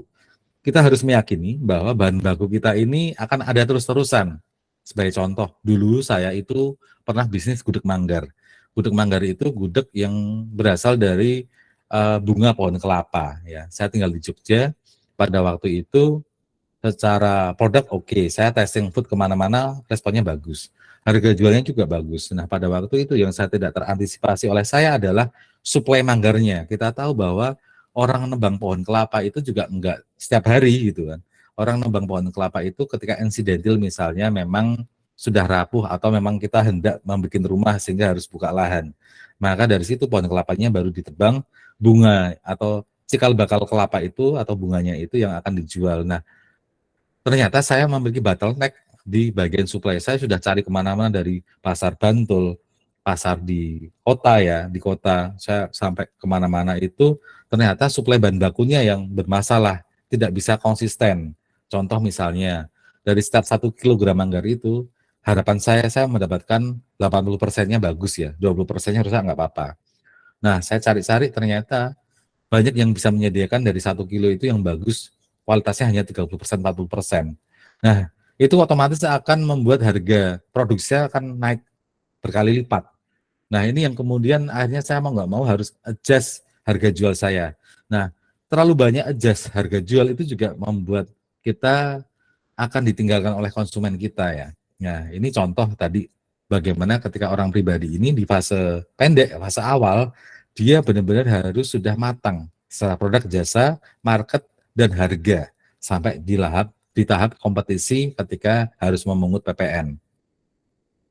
Nah, dalam hal ini ketika di fase awal ini selayaknya si pengusaha ini mulai belajar akuntansi, mulai belajar pajak, legalitas dan audit. Untuk apa? Untuk fase berikutnya. Dia di fase menengah dia sudah punya knowledge dulu. Contoh dalam hal ini akuntansi. Nah, ketika pengusaha ini tidak bisa membaca data akuntansi, ya apa yang terjadi? Ya tentu dia tidak bisa mengevaluasi bisnisnya, apakah berkembang atau tidak. Kita tahu bahwa laporan laba rugi itu digunakan untuk mengevaluasi kinerja kita. Beda cerita dengan neraca. Neraca itu digunakan untuk mengukur pertumbuhan perusahaan kita. Beda lagi nanti dengan laporan arus kas, ada aktas operasi, investasi, dan pendanaan. Ini beda cerita lagi. Nah, bayangkan jika si pengusaha ini tidak ngerti data akuntansi, ya. Saya kasih tips begini. Yang namanya bisnis yang baik itu adalah bisnis yang dicatat. Kenapa? Setelah dicatat, maka bisnis tersebut bisa diukur. Nah, setelah bisnis bisa diukur, maka bisnis tersebut baru bisa dilipat gandakan. Jadi untuk bisa dilipat gandakan, dia harus melalui proses berikutnya, sebelumnya, yaitu apa? Diukur. Nah, bagaimana caranya mengukur kalau tidak pernah dicatat? Nah, inilah kenapa pentingnya akuntansi. Selain itu memang akuntansi juga dia akan memiliki dampak kemana-mana, dampak ke pajak, dia harus buat laporan akuntansi. Kalau dia pinjam ke bank, dia juga harus bikin data akuntansi, laporan laba rugi, dan macam-macam. Kalau dia nyari investor, dia pun juga harus presentasi atas laporan akuntansinya. Jadi, kenapa ini saya tekankan? Karena banyak, kembali lagi, hanya 10% dari pengusaha circle saya ini yang paham akuntansi. Dan akibatnya apa? Ya hanya dia yang mampu bertumbuh dan berkembang. Yang lain bisa hanya bertahan di tengah jalan atau bahkan merosot. Karena apa? Tidak ada ukuran. Tidak ada ukuran tumbuh kembangnya. Nah, aspek berikutnya yang harus dimiliki oleh si pengusaha ini yaitu apa? Aspek perpajakan. Kenapa? Kalau tidak paham pajak, maka nggak mungkin dia bisa bikin pricing. Contoh misalnya ya, saya mau menjual produk 10.000 tanpa paham pajak, maka saya akan menjualnya dengan harga 10.000 terus. Apa yang terjadi jika omset saya udah tembus 4,8 miliar? Maka saya harusnya sudah menjadi PKP atau pengusaha kena pajak atau harus nambah 11% dari harga jual. Terus dia tidak sadar perpajakan, tidak paham, maka tahun pertama misalnya tembus sampai 5 miliar, tahun berikutnya tembus 7 miliar, tahun berikutnya tembus 10 miliar, tanpa dia menjadi PKP. Apa yang terjadi? Kantor pajak bisa memberikan dia status yaitu PKP secara jabatan. Apa dampaknya? Dia akan kena denda berkali lipat, ketambahan bunga lagi, dan macam-macam. Karena apa? Gara-gara dia tidak paham pajak. Yang ketika dia sudah omset 4,8 M, maka setiap 10.000 itu saya harus nambah 11%. Jadi harga jual atau uang yang saya terima dari konsumen yang dulunya sebelum omset 4,8 itu cukup 10.000 per pieces, ini menjadi 11.100 per pieces. Pertanyaan berikutnya, jika saya menggunakan harga sudah termasuk PPN 11.100, apakah masih bisa berkompetisi di pasar? Nah, itu juga akhirnya menjadi strategi yang harus dikerucutkan juga oleh si pengusaha. Kemudian dia juga harus paham legalitas. Kenapa? Nah, kalau kita bicara tentang aspek kerjasama dengan vendor, dengan supplier, ataupun dengan konsumen, apakah kita nanti konsumen kita B2B atau B2C ya, business to business atau business to end user, ini juga penting dalam hal legalitas. Karena apa? Ujung daripada sebuah bisnis itu adalah legalitas. Tentang apa sih? Tentang hak dan kewajiban. Bicara hak dan kewajiban kalau di akuntansi itu namanya neraca ya. Ada hak kita dan ada kewajiban kita. Nah, maka ujung tombak daripada bisnis pada akhirnya legalitas. Tentang bagaimana kita melindungi hak kita dan kita menagih kewajiban pihak lain kepada kita. Termasuk juga kewajiban orang lain yang ada di tempat kita juga. Nah, yang berikutnya yaitu audit dia juga harus paham. Nggak apa-apa di fase pendek ini mungkin belajar 25-50% dulu secara konsep ya, biar dia bisa mempersiapkan fase berikutnya. Nah, harapan saya kalau bisa ya, ini jangan menjadi PKP dulu ya. Ketika omsetnya masih 2 miliar, nggak usah jadi PKP. Karena menjadi PKP itu satu sisi kewajiban dan satu sisi pilihan. Kapan menjadi PKP pilihan dan kapan menjadi PKP itu kewajiban, itu nanti akan saya bahas di webinar tanggal 17 Juni. Nah, kemudian kita pisah nih ya. Fase berikutnya yaitu di fase awal ini masih di fase pendek atau fase awal, kita bikin orang pribadi, setelah semua matang maka kita pindah nih ke PT Perorangan. Jadi yang usaha kita pribadi tadi kita pindah ke PT Perorangan. PT Perorangan ini kalau kita ingin hemat pajak ini selama 4 tahun ya, 4 tahun pertama itu hemat pajak. Pajaknya dari mana? Omset dikalikan 0,5%. Nah, maksimal omset ini 15 miliar ya kalau PT Perorangan. Ingat, begitu PT Perorangan ini menyentuh omset 4,8, dia haruslah menjadi PKP. Ya. Nah, kita bicara tentang tujuan. Tujuan memindahkan KLU orang pribadi ke badan, yaitu tujuannya antara lain yaitu perlindungan hukum perdata. Jadi kalau ada masalah hukum perdata ini menjadi aman. Jadi kemudian harta kekayaan pribadinya nanti tidak ikut terseret atau terbawa-bawa. Yang tujuan berikutnya yaitu di fase PT Perorangan ini yaitu kita ngumpulin modal dulu deh, kita ngumpulin modal. Agar apa? Ketika kita berubah menjadi PT biasa, kita punya rekanan, kita bisa menguasai perusahaan itu lebih besar lagi karena apa? Modal kita gede. Ya. Nah, alangkah baiknya ketika membuat PT Perorangan ini juga mulai ternak KLU. Istilahnya ternak KLU itu apa ya? Memperbanyak KLU atau kelompok lingkungan usaha. Nah, ini untuk apa sih? Untuk tujuan fase berikutnya atau tax planning. ketika satu PT Perorangan ini nanti mungkin sudah mencapai 4,8 ya kan, misalnya PT Perorangan ini bergerak dalam bidang produk, misal produk itu ya jual retail ya, jual seperti Indomaret misalnya, supermarket seperti Indomaret. Dan juga PT Perorangan ini juga misalnya dia bergerak dalam bidang jasa misalnya cleaning service ya. Nah, contoh itu ada 2 KLU yaitu KLU supermarket dan KLU tadi cleaning service. Nah, dengan kita memiliki banyak KLU, ini nanti tujuannya untuk tax planning secara legal, secara benar, secara diperbolehkan oleh hukum kita. Ya, kita bikin prototipe sebanyak-banyak ini. Tadi misalnya dalam KLU, kita tadi contoh sudah ada 2. Yang ketiga misalnya kita juga memiliki prototipe bentuk usaha, yaitu kita ingin main bisnis furniture. Ya, kita bikin meja, kursi, ya kita buat sebanyak mungkin nanti kalau kita sudah fit ya, marketnya, produknya, harganya sudah cocok. Kemudian testing produk atau jasa itu ke market. Nah, setelah itu baru kita mulai PKP. Setelah omset 4,8, barulah ya, karena kita tadi katakanlah kita memilih 10 KLU. 10 KLU itu yang ternakan itu yang kemudian kita switching ke strategi berikutnya. Agar apa? Agar PT yang pertama tadi tidak tembus menjadi PKP, harganya tetap kompetitif, tetapi juga secara hukum kita tidak melanggar, secara pajak juga kita tidak melanggar. Nah, tahapan berikutnya ketika kita memiliki PT Perorangan ini yaitu teman-teman mulai memiliki tim inti. Tim intinya siapa? Yaitu untuk membantu teman-teman ini baiknya ada komposisi 3 orang ini, yaitu akuntan yang memiliki pengalaman di kantor akuntan publik, kemudian memiliki lawyer, hukum bisnis, ya. Yang ketiga memiliki konsultan pajak yang sudah berpengalaman. Tujuannya untuk apa sih? Tim inti ini untuk merancang model bisnis yang lain yang sudah ada di kita ternak KLU tadi ya. Kita memperbanyak KLU ini untuk merancang. Kita ajak diskusi si ketiga orang ini, akuntan, lawyer, dan konsultan pajak ini. Jika aku bisnis furniture, apa saja nih yang harus aku pertimbangkan? Pricing yang seperti apa ini? Atau biar tidak terjadi kegagalan bagaimana nih? Perpajakan untuk furniture seberapa mahal sih? Nah, ini area-area mitigasi daripada tim inti ini yang hendaknya owner bisnis ini memiliki tim inti ini. Ini jauh akan lebih cepat dalam hal kita merancang seberapa besar bisnis kita nanti. Kemudian tim inti juga mulai penjajakan bisnis, mulai mengaplikasikan prototipe KLU tadi, kemudian juga mulai melakukan due diligence atas bisnis ini. Aman apa enggak bisnis ini? Menguntungkan atau tidak? Pajaknya nanti seperti apa dan lain sebagainya. Nah, tahapan yang kedua ya, ketika dia sudah mendirikan PT Perorangan ini, mulai update lagi dia soal akuntansi perpajakan legalitas nanti untuk fase berikutnya. Nah, kemudian di tahapan ini, alangkah lebih baiknya juga si owner ini juga mulai cari-cari SDM berkualitas.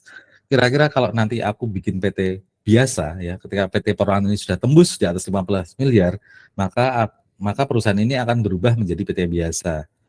Oke, untuk menjadi PT biasa, untuk menjadi lebih besar lagi, maka saya misalnya butuh investor. Tipe investor yang seperti apa sih yang sebaiknya saya cari?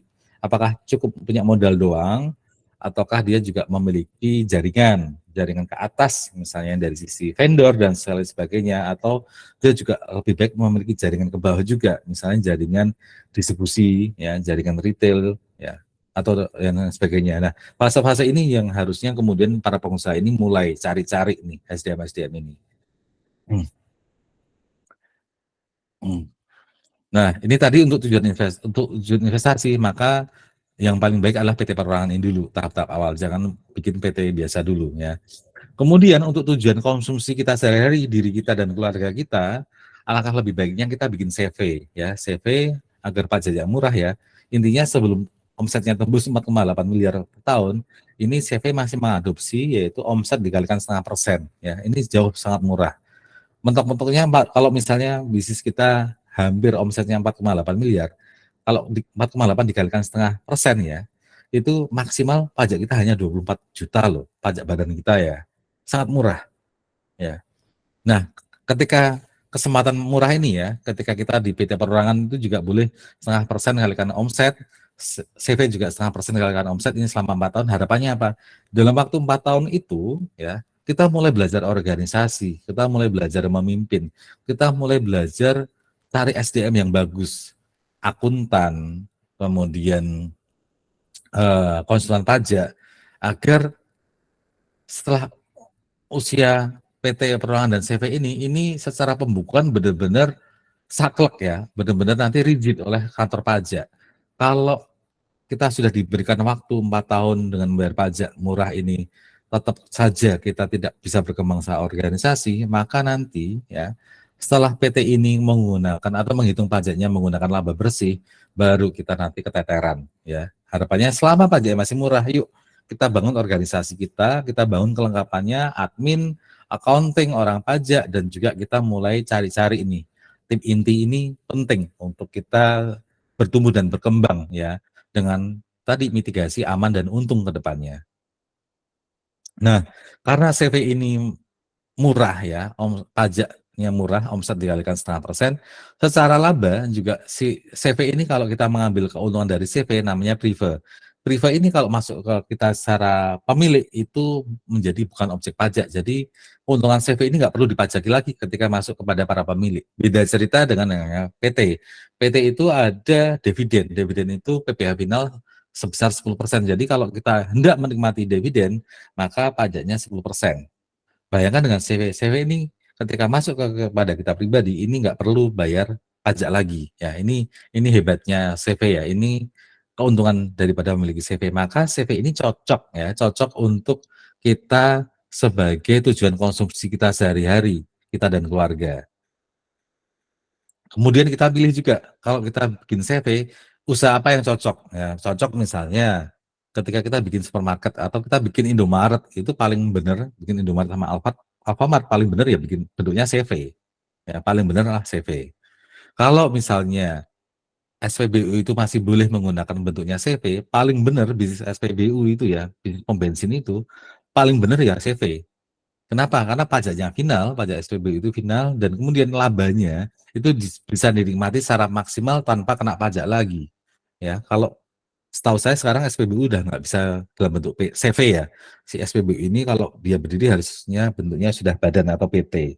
Nah, jadi kita sudah paham nih bahwa ketika kita mencari mencari rencana jangka panjang, menetapkan tujuan jangka panjang, maka penting untuk kita memilah dan membedakan untuk tujuan investasi nanti kita pakai apa, dan untuk tujuan konsumsi kita nanti pakai apa.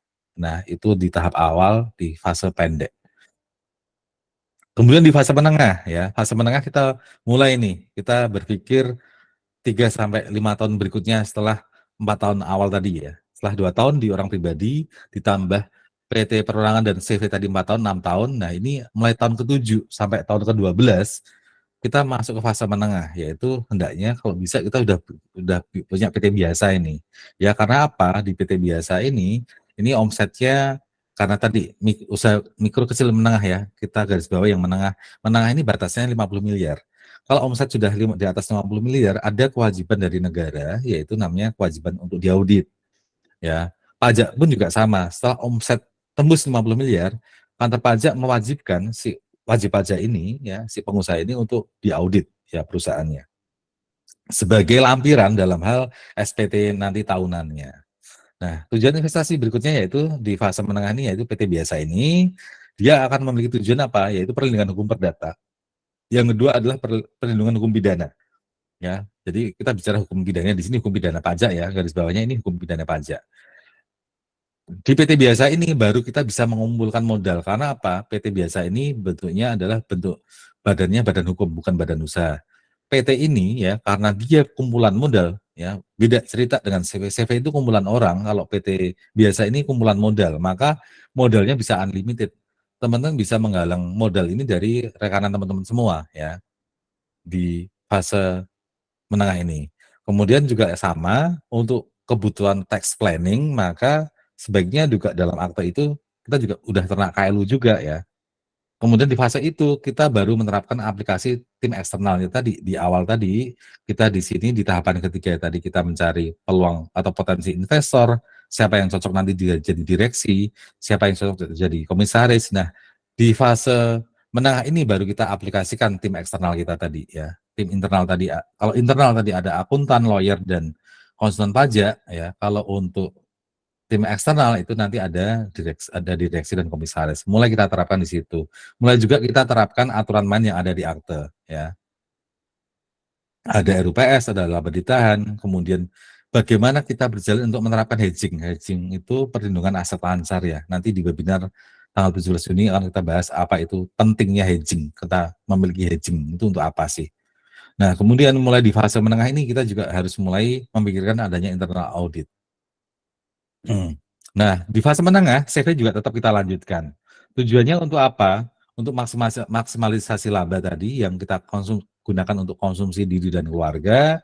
Kemudian juga untuk kemudian tim eksternal juga bisa kita berikan ya hasil daripada CV ini atau lebih tepatnya gini, tim inti kita ya, tim inti kita akuntan, lawyer, dan konsultan pajak ini bisa kita kasih gaji ya istilahnya, kita kasih ini dari hasil CV-nya. Kita ikat dia di dalam CV. Nah, untuk teknisnya nanti kita bahas di webinar tanggal 17 Juni untuk fase menengah yang CV ini ya. Jadi si tim inti ini kita ikat secantik mungkin, kita menggunakan tenaga dan pikirannya, tetapi kita tidak mengeksploitasi dia. Caranya bagaimana nanti di webinar tanggal 17 Juni. Nah, kita masuk kepada legalitas dan aturan main direksi dan komisaris ya. Nanti ada haknya dan segala macamnya. Saya tunjukkan contoh daripada akte ya. Ini saya ambil dari internet, tapi ini cukup mewakili akte-akte yang ada di luar sana ya. Ini untuk akte pendirian PT. Mungkin ada teman-teman yang belum pernah melihat akte perusahaan ya, seperti ini bentuknya kurang lebih. Pada hari ini sekian-sekian berhadapan tuan ini ya. Nanti akan saya highlight saja yang penting ya, nama dan tempat. Kemudian ada jangka waktu berdirinya perusahaan, ada maksud dan tujuan serta kegiatan usaha. Nah, ini yang namanya KLU, kelompok lingkungan usaha tadi ada di sini nih. Ya, ini maksud dan tujuan perusahaan ialah berusaha dalam bidang konstruksi ya. Kemudian ada penyediaan akomodasi. Ini monggo ini bebas, teman-teman silakan isi sesuai dengan usaha teman-teman semua. Nah, ini yang namanya KLU 42111, 43304. Ini diisi sebanyak mungkin terserah teman-teman, tetapi hendaknya yang kira-kira teman-teman mampu nanti bisnis di bidang apa, silakan teman-teman tulis di sini. Apakah ada batasannya setiap PT atau setiap CV berapa KLU-nya? Itu bebas, ya bebas. Tetapi mendingan ditulis yang kira-kira teman-teman bisa jalankan. Misalnya teman-teman mau bikin warung, mau bikin supermarket, ya sudah nanti masukkan konstruksi, masukkan kodenya minimarket tadi kodenya berapa, misalnya toko modern ya, istilahnya toko modern itu KLU-nya berapa. Teman-teman ternyata juga jago menyervis AC, misalnya masukin aja usaha AC itu kan. Teman-teman ternyata juga bisa loh bikin furniture, ya sudah dimasukkan. Nah ini tujuannya jangka panjang, ini KLU ini penting dalam hal kita melakukan tax planning. Tax planning yang benar ya, tax planning yang benar ya ini yang kita mainkan yang ada di sini nih di KLU ini ya. Bagaimana teknisnya nanti ada di webinar. Nah, ini diisi banyak. Bisa silahkan teman-teman, tapi yang tadi secukupnya saja yang teman-teman kira-kira bisa jalankan perusahaan ini di kemudian hari. Nih, misalnya ada jasa boga untuk event tertentu. Kalau teman pintar masak ya masukin aja gitu. Terlepas nanti kita bikin jadi benar apa enggak, ya itu bagian dari rencana kita dulu. Yang penting ada rencananya. Kita masukkan dulu aja nggak apa-apa. Kemudian teman ternyata juga misalnya jago nih bikin web, ya sudah dimasukkan saja gitu. Gitu ya. Kemudian kita masuk kepada permodalan. Nah, ini yang harus teman-teman hati-hati. Di modal dasar ini ya tertulis di sini 1,2 ya. Dari 1,2 miliar ini yang sudah di-store dan ditempatkan ini 600 juta ya. Sisanya adalah 600 juta ya, 1,2 dikurangi 600 juta ketemulah 600 juta. Nah, ini yang kemudian hati-hati teman-teman di aktenya. Di SPT maksudnya di SPT pribadi teman-teman. Misalnya saya dan saya dan si A ini bikin PT ya, modalnya 1,2 miliar, modal dasar. Yang di store itu 600 juta. Misalnya dari 600 juta yang di store itu saya 400 juta dan si A 200 juta. Saya 400 dia 200 ya. Sehingga totalnya 600. Nah, bagaimanakah secara akuntansi PT saya ini mencatat yaitu kas pada modal. Nah, sebentar, kasnya debit, piutangnya debit, ya, kreditnya adalah modal. Modalnya 1,2, kas saya 600, piutang, ya, piutang piutang hubungan istimewa 600, ya. Nah, karena PT ini punya piutang, artinya PT ini memiliki hak tagih kepada siapa? Kepada saya dan si A tadi. Nah, masalahnya adalah ketika teman-teman mencatatnya ini salah jurnal, ini jadi masalah. Nah, kenapa bisa salah jurnal? Nah, nanti di webinar saya bahas itu.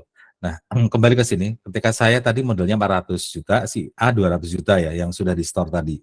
Nah, ini di SPT pribadi saya, ini harus ada modal sejumlah 400. Di si A ini juga dia harus memiliki SPT dengan harta ya 200 juta dalam bentuk apa? Uang tunai atau tabungan atau apapun. Karena ya kalau tadi di awal tadi sudah saya singgung, hati-hati nih para pemilik PT dan CV. Kalau salah berstrategi atau kemudian asal main sebut angka ya ketika mendirikan, ini bahaya. Karena apa? Ketika dilacak oleh kantor pajak, maka kita selaku pendiri PT atau CV ini harus bisa benar-benar membuktikan bahwa aset sejumlah itu memang ada di SPT kita. Kalau enggak apa? Aset itu harus ada dan sumber ya, yang paling penting adalah asetnya ada dan sumber daripada harta itu juga ada. Dan sumber tadi sudah bayar pajaknya apa belum? Penghasilan kita sudah bayar pajaknya atau belum? Itu yang harus teman-teman buktikan di SPT teman-teman semua. Jadi hati-hati, hampir 90% masyarakat kita nggak tahu soal hal ini. Ya, soal ketika mendirikan PT atau CV ini asal bikin saja. Dia tidak memperhatikan total SPT-nya dia pribadi. Ini fatal ini. Hampir 90% ini masalah. Dan ujung-ujungnya bayar pokok bunga dan denda. Ya. Oke, kita berikutnya ya di saham ini nanti ada aturan mainnya saham nanti kepemilikannya seperti apa, apakah nanti kita saham atas nama atau atas tanpa nama dan lain sebagainya. Nanti ada nominal saham per lembarnya berapa dan macam-macamnya. Kemudian ada aturan main pemindahan atas saham nanti juga harus teman-teman baca, teman-teman pelajari dan teman-teman ajak nih kolega teman-teman untuk mengisi ini ya. Kemudian tata cara rapat umum pemegang saham seperti apa, isinya seperti apa, ini harus teman pelajari juga. Kemudian tempat diadakannya RUPS nanti pemanggilan di mana, dan lain sebagainya. Nanti aturan main direksi ada di sini ya. Kemudian tugas dan wewenang direksi juga ada di sini ya. Nanti bisa dibaca, dipelajari. Prinsip dasar daripada akte ini, Dewan Komisaris nanti tugasnya apa, tujuannya apa, ada di akte ini. Ini yang menjadi pedoman untuk berpegang teman-teman yang ada di organisasi ya. Kemudian tugas dan wewenang komisaris apa. Kemudian nih, penggunaan laba dan pembagian dividen. Ini penting ini untuk para pemilik PT ya. Jangan sampai melanggar nih aturan main penggunaan laba. Seperti yang contoh saya tadi di depan, ada banyak di luar sana, di circle saya pun juga sama, bahwa ini asal ambil laba ya, tidak memperhatikan komposisi dividen yang boleh diambil. Asal ambil laba, asal ambil dividen, tidak RUPS ya, tidak memberitahukan partner bisnisnya bahwa dia ngambil duit. Nah, ini nanti ujungnya apa? Bisa masuk dalam hal tuntutan hukum. Nah, hati-hati. Koleganya bisa dituntut ini ya kalau asal ngambil laba dan ngambil dividen tanpa RUPS dan persetujuan yang lainnya. Nah, ini penggunaan cadangan ya. Penggunaan cadangan ini seperti apa? Aturan mainnya ada di sini dan lain-lain adalah penutup ya. Kita kembali ke materi ini ya. Ini skip saja waktunya sangat terbatas. Ini nanti akan saya banyak saya bahas di webinar tanggal 17 Juni besok tentang ini. Memilih partner bisnis yang tepat ya. Apa sih ya, dia tentu kalau bisa punya partner itu yang punya pengalaman ya, jangan hanya punya modal. Kalaupun punya modal, pastikan dia memiliki modal unlimited. Buat apa atau punya kolega bisnis modalnya terbatas ya. Cuman misalnya ya, bisnisnya rencananya skala gede tapi dia cuman punya duit yang nganggur itu cuma 50 juta ya buat apa ya. Jadi ini juga penting. Kemudian mitigasi soal partner bisnis tadi memiliki jaringan ke atas dan ke bawah, dia memiliki 3C perbankan ini apa, atau kapan sih sebaiknya kita memiliki kolega bisnis dan dia juga sebaiknya juga politisi. Nah, untuk apa dia pentingnya dia menjadi politisi nanti kita bahas di webinar. Kemudian kita masuk kepada skill pemilik bisnis tadi. Kenapa di awal tadi saya sampaikan pemilik bisnis harus paham akuntansi, legal, perpajakan dan audit. Kenapa? Gini loh. Pertama alasannya bahwa ketika kita memiliki PT, si owner ini, para pemilik bisnis ini, dia harus concern terhadap earning per share, laba per lembar sahamnya berapa. Dia harus menjaga nilai wajarnya di situ. Nilai buku dan nilai wajarnya harus dia pertahankan. Termasuk juga kepenguasaan dan kepemilikan. Nah, kenapa dia harus paham akuntansi, legal, perpajakan, dan audit? Karena tujuan berikutnya itu misalnya ada alokasi laba, berapa untuk kita kembangkan dan berapa yang akan kita tarik untuk kita nikmati. Kemudian bagaimana memperlakukan dividen ini.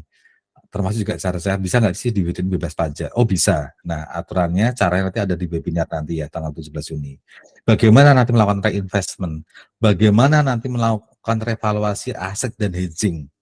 Nah ini bahasanya sok-sokan ya, tetapi ini yang berlaku di masyarakat bahwa kita perlu loh untuk melakukan revaluasi aset, ya kita perlu loh memiliki hedging.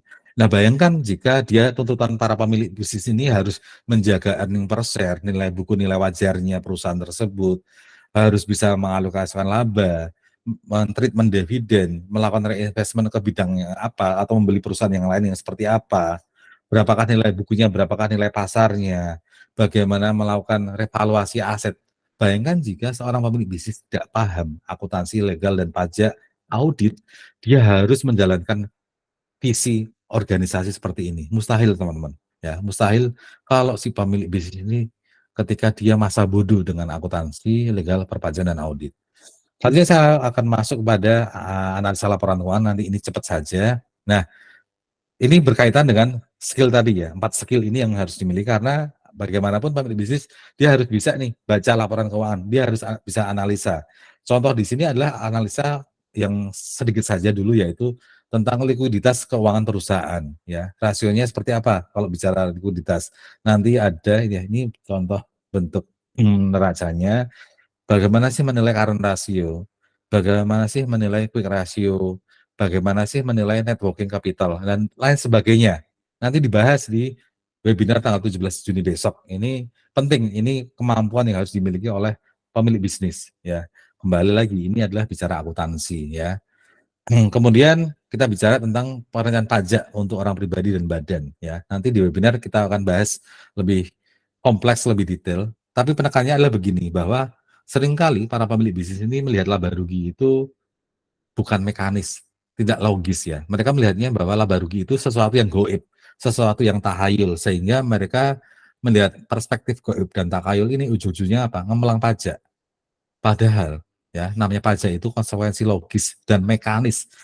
Cara pekerjaannya itu sangat mekanis ya, nggak ada tahayul-tahayulnya sama sekali ketika menghitung pajak itu. Termasuk juga ngemplang pajak itu juga nggak tahayul-tahayul juga, nggak ada goib-goibnya juga. Ngemplang pajak itu bisa terukur kok, ngemplang pajak itu bisa terevaluasi kok. Jadi percuma juga kita ngemplang pajak karena ujung-ujungnya apa?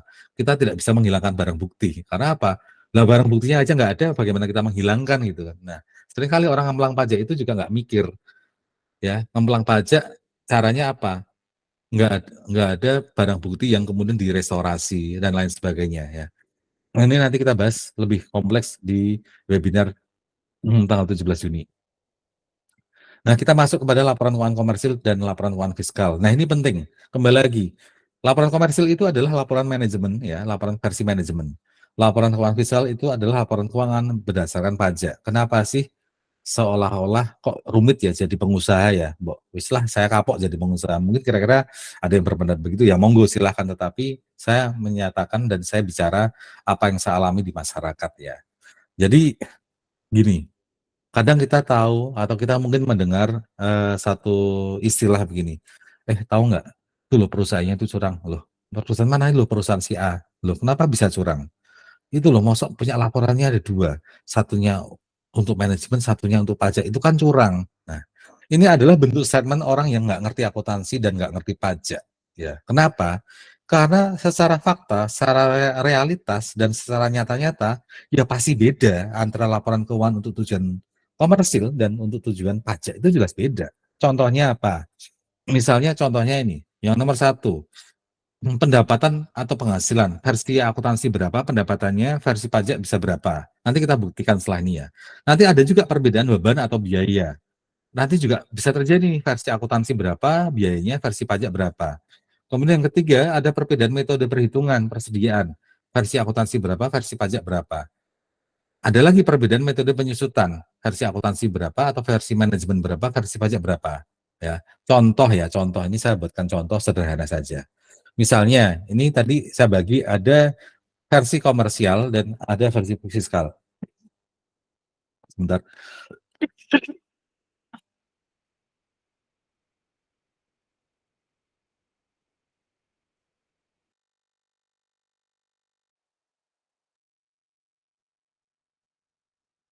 Nah, untuk versi fiskal ya, versi fiskal yang sebelah kanan ini versi pajak, versi komersial, versi akuntansi. Kita langsung di bagian bawah dulu ya. Versi komersial, kita mengakui bahwa rugi kita 177 juta ya. Pendapatan 2,1, pendapatan bunganya 206.000, biaya-biayanya seperti ini sehingga total biayanya 2,3, kemudian laba atau rugi. Kalau secara akuntansi ini mengalami kerugian 177 juta. Tapi secara pajak ya, dia untung loh. Perusahaan ini CVABC ini untung loh 54 juta. Kok bisa? Nah, kan kok bisa ini jawabannya ada di koreksi fiskal. Jadi misalnya kita memiliki pendapatan bunga Bank BCA ya, atas tabungan kita memiliki pendapatan bunga 206. Kalau secara akuntansi silahkan 206.000 ini diakui sebagai pendapatan karena memang benar-benar itu aliran uang masuk atau pendapatan akun kita yang di bank itu. Kita ada pendapatan atau rupiah 206.000 rupiah. Secara pajak ini nggak boleh diakui pendapatan itu. Itu yang kemudian menjadikan ini koreksi positif ya. Artinya apa? Nanti koreksi positif itu artinya positif adalah pajak kita tambah besar. Kalau negatif itu nanti ujung-ujungnya pajak kita tambah kecil. Itu yang namanya koreksi fiskal. Koreksi fiskal positif adalah koreksi yang menghasilkan laba kita semakin besar sehingga bayar pajak kita semakin besar. Koreksi fiskal negatif adalah koreksi yang menjadikan laba kita makin kecil ya atau pajak kita akan makin kecil.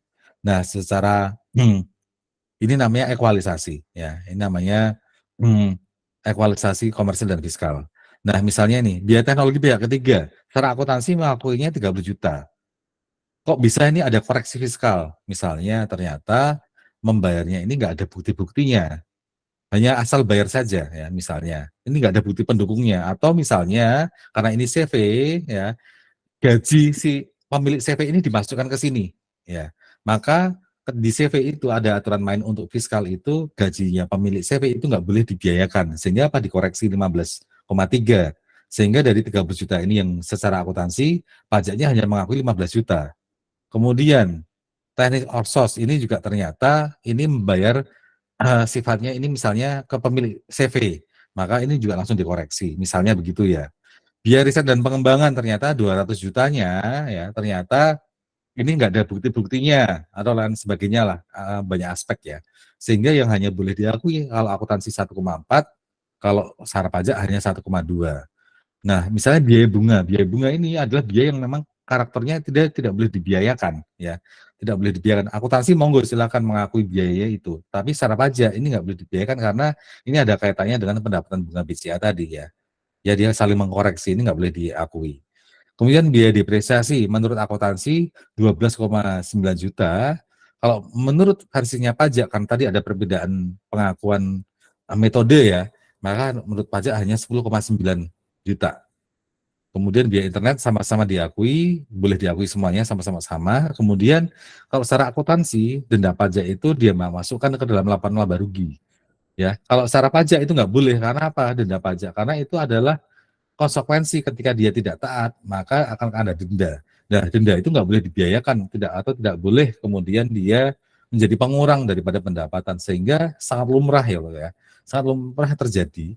Secara akuntansi itu minus laba ruginya, tetapi secara pajak bisa jadi positif. Sehingga apa? Sehingga si pajak itu harus membayar pajak badannya 6 juta. Kita tahu bahwa konsep pajak itu kalau laba itu kita bayar pajak, tapi kalau rugi kita nggak perlu bayar pajak. Nah, sekilas gitu kan, perusahaan kita ini memang nyata-nyata rugi, cash flow out-nya lebih besar ya. Kita rugi nih secara akuntansi. Tetapi bentar dulu, pajaknya bagaimana? Ternyata secara pajak dengan dikoreksi seperti ini dia ternyata menjadi masih ada laba ya, masih ada laba 54 juta sehingga dia masih harus bayar pajak ya. Begitu. Kemudian ada juga aspek deductible cost dan non-deductible, artinya biaya-biaya apa saja sih yang kemudian boleh menjadi pengurang dan tidak. Nah, ini detailnya ada di sini, ini nanti lebih lanjut kita bahas di webinar. Lanjut lagi kita tentang ekualisasi pajak ya di SPT badan kita. Misalnya ya, kita mengakui atas penghasilan kita tadi ilustrasinya seperti ini ya equality tadi ada selisih maka berapakah nilai netnya? Nah, nanti ini ada yang sifatnya ada PPN-nya ya. Kita bandingkan laporan keuangan kita secara akuntansi dan kemudian laporan keuangan kita yang versi fiskal, pendapatannya nanti dibandingkan antara yang ada di rekapan dengan yang ada di SPT masa. SPT masa itu SPT bulanan PPN kita. Cocok apa enggak? Kalau ada selisih-selisihnya dari mana nih tahun selisihnya? Ini yang namanya ekualisasi yang tahap lanjut ya. Ini penting. Nah, ini nggak bisa juga kemudian owner atau pemilik bisnis ini lepas tangan, tidak mau tahu soal pajak, tetapi begitu urusannya harus bayar pajak, dia ngemplang. Nah, itu kan nggak nggak etis ya, itu yang kemudian nggak bijak. Yang mana nanti ujung-ujungnya nyeret si karyawan kita menjadi terkena pidana pajak, itu nggak bijak. Yang terbesar pengusaha ya, lebih murah dan mudah mana pajaknya. Nah, ini nanti detailnya juga ada di webinar besok. Ini nanti kita bagi nih, ya. Jadi bicara murah itu relatif ya, tergantung pembandingnya. Apa saja pembandingnya? Apakah penganut PPh final dan non final? Apa itu non final? Kemudian dilihat juga skala omsetnya. Kenapa? Karena ada kaitannya dengan tarif pasal 17 dan 31E. Bagaimana dengan skala labanya? Labanya besar di angka berapa? Nah, itu nanti akan menentukan berapa kita harus membayar pajaknya. Juga termasuk bentuk badan. PT dan CV itu memiliki pengaruh yang signifikan atas pajak yang kita bayarkan juga. Ini yang pada pajak. Nah, saya ingin menitik beratkan pada 3 arus dalam bisnis ya, yang berkaitan dengan pajak, yaitu teman-teman kalau ada transaksi, agar transaksinya halal di mata pajak, transaksinya halal di mata Kementerian Keuangan. Jadi teman-teman harus memperhatikan 3 arus ini. Ada arus dokumen, yaitu berkaitan dengan kontrak atau perjanjian, invoice, contohnya purchase order. Kemudian harus nyata-nyata ada arus barang atau jasanya. Berupa apa? Ada DO, surat jalan, nota, berita acara serah terima barang atau jasa. Kemudian harus dibuktikan dengan ada arus uang. Contohnya apa arus uang itu? Ada invoice, ada bukti transfer, ada kwitansi, ada bukti potong pajak. Nah, audit dasar apa sih tujuan daripada audit? Ini macam-macam ya. Tujuan daripada audit itu ada beberapa klasifikasi nanti. Yang siapa yang berwenang memanggil auditor ya, Dewan Komisaris untuk apa? Untuk ngecek kinerja Dewan Direksi dan manajemennya. Kinerjanya itu cocok nggak dengan yang dilaporkan di laporan keuangan? Apakah angkanya digelembungkan? Apakah ada salah saji dan lain sebagainya. Ini ada macam-macam jenis audit, ada audit laporan keuangan, ada audit kepatuhan, ada audit operasional, nanti ada asersi. Apa saja sih yang dinilai dalam hal audit? Ada asersi, ya ini macam-macam tentang kejadian, asersi tentang kelengkapan, tentang hak dan kewajiban, asersi yang berkaitan dengan penilaian atau alokasi, asersi tentang penyajian dan pengungkapan, macam-macam. Nah, ujung-ujungnya daripada audit nanti adalah berupa opini, yaitu opini paling bagus dalam hal audit itu namanya opini wajar tanpa pengecualian ya. Nah, syarat-syarat untuk mendapatkan opini jenis ini apa saja, effortnya apa saja sih? Nah, macam-macam nih, ada nih bukti audit yang dibutuhkan telah terkumpul secara mencukupi dan lain sebagainya. Nanti ada opini yang lain yaitu opini nih wajar dengan pengecualian ya. Untuk mencapai kondisi opini ini, syarat-syaratnya apa saja sih perusahaan tersebut? Kemudian ada opini lagi tidak wajar, ada lagi opini tidak menyatakan pendapat, atau ada lagi opini penolakan. Misalnya terjadi penghalangan dari karyawan. Jadi si auditor ini dihalang-halangi, si auditor ini diancam. Nah, kira-kira ketika auditor ini diancam atau dan lain sebagainya diperlakukan yang tidak pas gitu, kira-kira nanti auditornya akan memberikan opini apa sih? Ya, ini penting untuk para pemilik bisnis ketahui. Nah, kembali di ujung webinar kali ini saya ingin menyampaikan bahwa ketika teman-teman berkembang atau mulai memikirkan usaha nanti ke depannya, mulailah berpikir untuk memiliki akuntan ya. Akuntan paling enggak dia harus sudah menjadi senior auditor ya. Senior auditor selama 5 tahun di kalau bagus lagi di Big Five atau Big Ten ya, Big Ten Company, lebih bagus itu karena penting. Karena akuntan ini adalah satu-satunya orang yang bisa mengukur kinerja organisasi ya hanya akuntan. Kemudian untuk mengamankan bisnis teman-teman ya dari tuntutan hukum dan segala macamnya, teman-teman jelas punya lawyer hukum bisnis. Ini penting untuk teman-teman miliki. Dan yang ketiga, teman-teman punya konsultan pajak ya. Ketika teman-teman memiliki 3 orang ini, otomatis teman-teman memiliki 3 mata tambahan. Teman-teman punya 3 tambahan otak lagi, dan teman-teman memiliki 3 kaki lagi. Ya, begitu ya nanti ya. Itu kira-kira yang akan saya bahas lebih detail di webinar tanggal 17 ini. Kita masuk kepada pertanyaan. Mohon maaf tadi saya bicara sampai 1,5 jam tidak berasa. Oke, saya masuk kepada pertanyaan. Oke, Hidayat mau tanya, untuk rencana jangka panjang untuk usaha legal apa saja yang perlu dipersiapkan? Oh, ini banyak ini Mas Hidayat ya. Maksudnya untuk jangka panjang saya sebenarnya tidak akan saya bahas di webinar kali ini ya, karena di mini webinar kali ini saya hanya di fase pendek ya dan fase menengah saja. Ini complicated, jadi ini harus saya jelaskan benar-benar apa ya? Ya runtut, runtut. Banyak sih nanti. Ini kaitannya nanti dengan investor, nanti kaitannya dengan direksi dan komisaris yang seperti apa tipikalnya ya. Banyak Mas Hidayat. Nggak bisa saya sampaikan di waktu yang pendek. Kemudian pertanyaan masuk dari WA, pemirsa pagi mau tanya, jika tadi Pak bilang jangan asal ambil laba, padahal laba itu dihitung dari buat bayar pajak, apa pengaruhnya dengan pembayaran pajak, dan kita lapornya sesuai dengan laba kita. Oh benar, jadi pertanyaan yang ada di WA ya, jangan asal ambil laba, jadi ada aturan mainnya Mas, jadi ada aturan mainnya, jadi nanti ada earning after tax atau laba setelah pajak. Nah, ada namanya laba periode tahun ini, ada lagi yang namanya kumpulan laba itu, kumpulan laba dari tahun ke tahun itu namanya laba ditahan.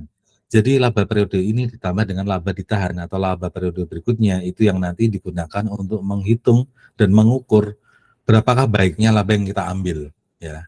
Nanti tadi di bagian ini ya Mas ya, ini ada aturan mainnya bagaimana laba itu bisa diambil berapa persen agar tidak mengganggu jalannya operasional di tahun-tahun mendatang. Itu sih ide dasarnya ya.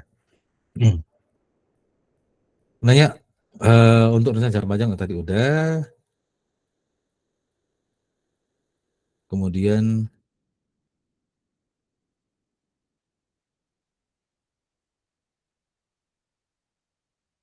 katanya diminta untuk cari akuntan, lawyer, dan KAP.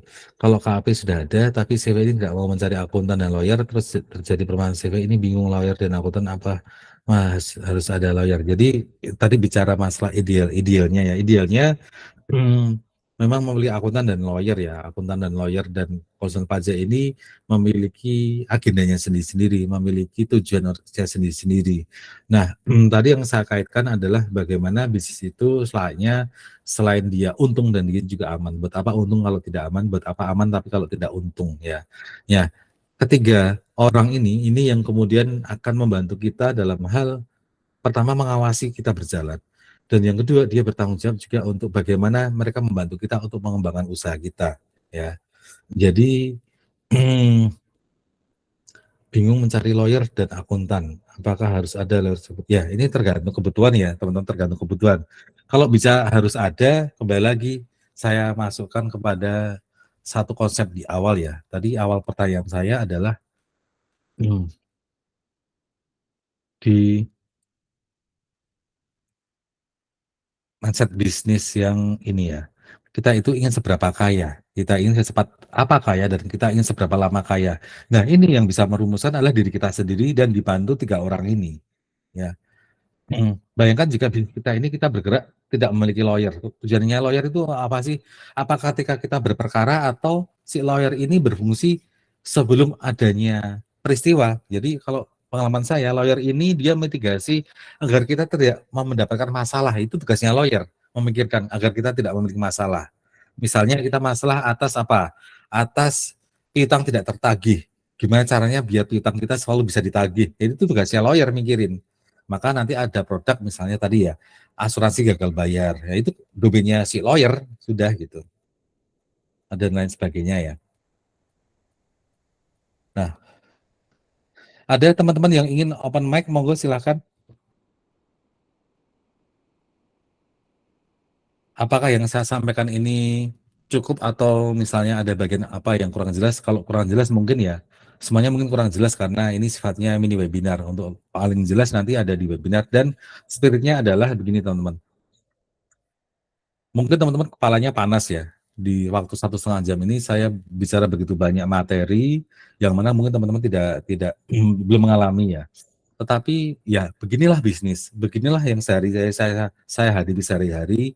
Saya kemudian terbenturkan oleh keadaan untuk kemudian ketemu akuntansi, pajak, audit, legalitas. Ini yang sehari-hari yang dihadapi di lapangan, yang semestinya dihadapi oleh para pemilik bisnis. Tetapi yang bisa dihadapi oleh para pemilik bisnis yang saya tahu kebanyakan mereka lari ketika menghadapi ini. Ya, jadi konsekuensinya wajar ketika kemudian apa? Mereka berkembang tapi tidak sehat. Mereka berkembang tapi tidak aman. Untung ya untung, tetapi coba lihat nanti berapa tahun kemudian. Pasti ya, pasti ada dari sektor pajak atau dari sektor yang lain pasti akan punya masalah. Nah, ini akibat dari kemudian dari awal kita tidak melakukan mitigasi atas perjalanan bisnis kita. Nah, sekian dulu. Mungkin kalau tidak ada teman-teman yang open mic yang ingin tidak bertanya, saya sampaikan terima kasih sekali atas waktunya di pagi hari ini. Pertemuan kita ini nanti kita jumpa di tanggal 17 Juni. Nanti untuk link pendaftaran webinar nanti akan disampaikan di postingan berikutnya di Instagram, di TikTok ataupun nanti di YouTube. Monggo kalau teman-teman tertarik atau hendak mengajak kerabat atau siapapun untuk mengetahui bagaimana sebuah bisnis dijalankan, apa saja yang harus diperhatikan, bagaimana membuat fase-fasenya untuk lebih tertata, lebih efektif dan lebih efisien, kita berjumpa di webinar di tanggal 17 Juni. Sekian teman-teman, terima kasih atas atensinya. Salam bahagia.